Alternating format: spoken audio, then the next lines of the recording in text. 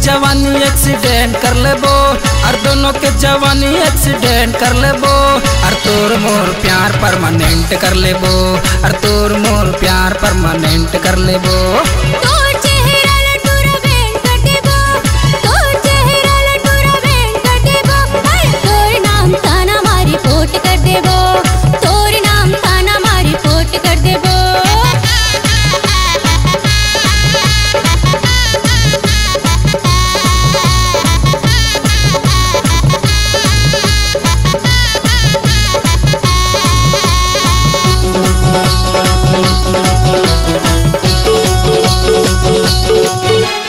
चढ़े है जवानी तोर उम्र 16 साल, होठ है रसीली तोरे गोरी गोरी गाल।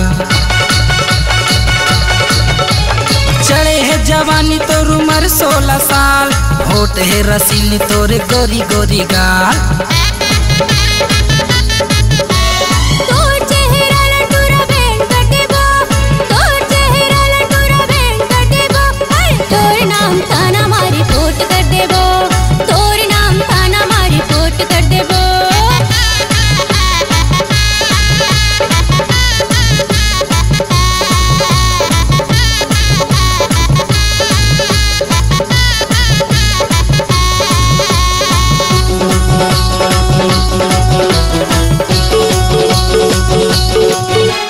तोरे माया के मैं प्यासा हूँ गोरी, झन तरसाना ते मोला।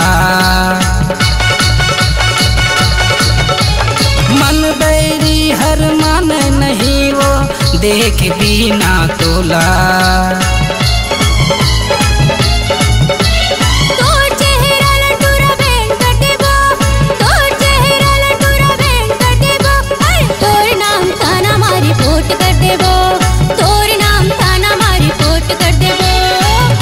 जवानी एक्सीडेंट कर लेबो, और दोनों के जवानी एक्सीडेंट कर लेबो, और तोर मोर प्यार परमानेंट कर लेबो, और तोर मोर प्यार परमानेंट कर लेबो।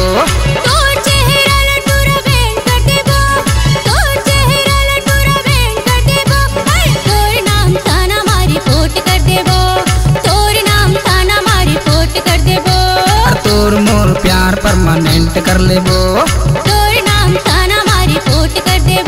और तोर मोर प्यार परमानेंट कर लेबो, तोर नाम थाना मारी फोट कर देबो।